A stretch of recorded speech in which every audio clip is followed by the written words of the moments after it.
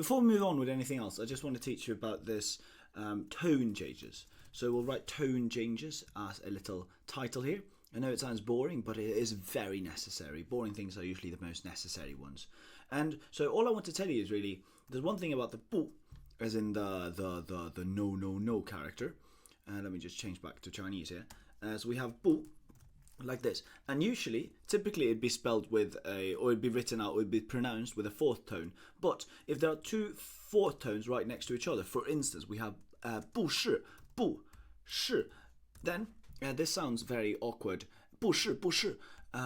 It does, at least for the Chinese ear. And so what Chinese has done here instead is, because bu is used so much and it sounds very awkward every time it comes before a fourth tone, then we've decided, me and the Chinese committee, we've decided that if there's a fourth tone, the fourth, like the down going tone, then we put this one onto a second tone, so that's the one going upwards, so it's bu shi instead, and that sounds a lot nicer all of a sudden.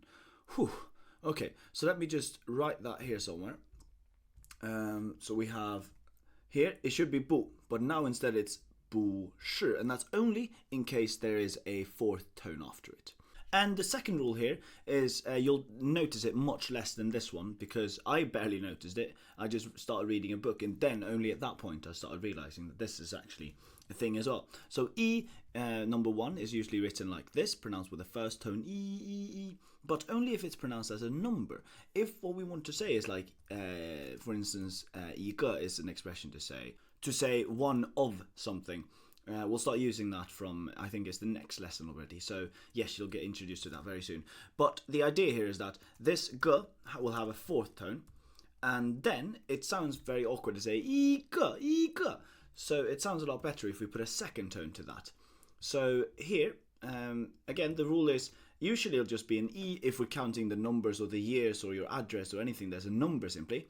But if there's a g here, and it's involved in other words, which will be later, then it sounds a lot better to do just like we did with bu shi here, with the bu here. And that is very important that you know. So let's write down some rules for this now. I've already done some pre-work here, so you can see what I've written. When followed by a fourth tone, E changes to a second tone, and we can see that here. E should be E, but here it's a fourth tone, so it goes E, ge, just like bu shi. And that looks very, very logical, and it makes sense to your ears as well. This E is much less important than the bu, because you'll hear much less of it. E and E sound very similar, the first and the second tone.